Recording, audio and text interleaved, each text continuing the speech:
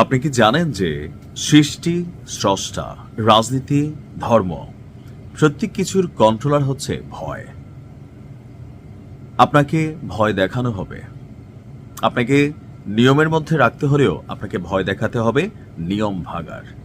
আর এই ভয়ের মাধ্যমে বিশ্বকে জয় করা যায়।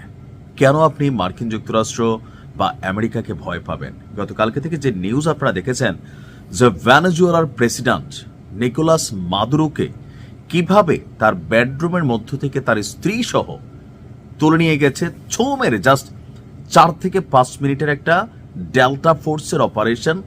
মার্কিন যেই সশস্ত্র বাহিনীগুলো আছে তাদের স্পেশাল ফোর্সের একটা অভিযান 5 মিনিট সময় ছোঁ মেরে নিয়ে গেছে ভেনেজুয়েলা থেকে তাদের প্রেসিডেন্টকে।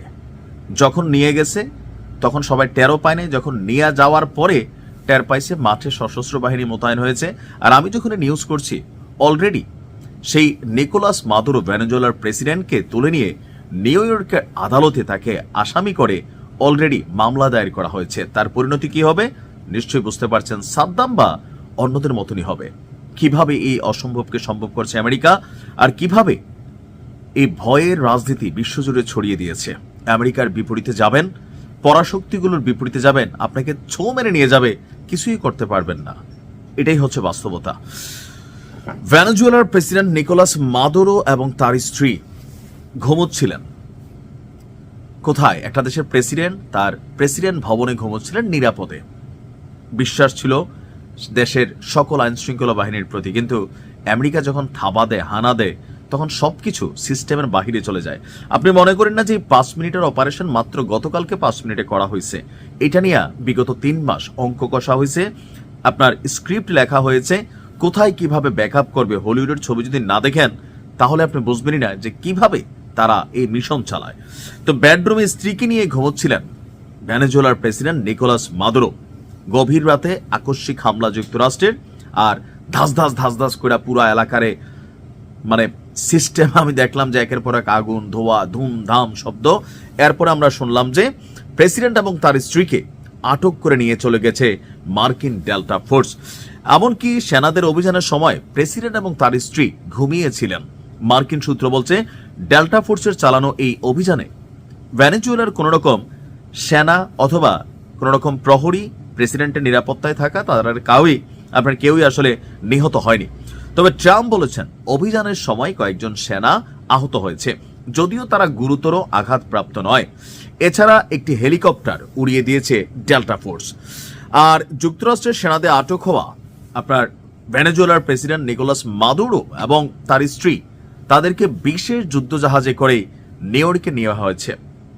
তবে তাদেরকে নিউ ইয়র্কে আনার পর ফক্স নিউজকে নিজেই এই তথ্য জানিয়েছেন মার্কিন প্রেসিডেন্ট ডোনাল্ড ট্রাম্প। বলা হচ্ছে যে তারা ইউএসএস ইউ জিমা নামক জাহাজে আছে, আর তাদেরকে নিউ ইয়র্কে আনা হচ্ছে। হেলিকপ্টারে করে তাদেরকে প্রথমে প্রাসাদ থেকে বের করে আনা হয়। তারা হেলিকপ্টারটি খুব ভালো একটি ফ্লাইটে করে গেছেন।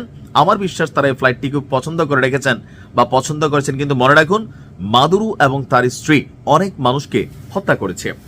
কেন নিকোলাস মাদুরোকে সরিয়ে দেওয়া হলো? মাচাদ উচুনা কি যে একটা নাম আছে, দেখছেন তো, নোবেল পাইছিল। সে কিন্তু ভেনেজুয়েলার একজন নাগরিক।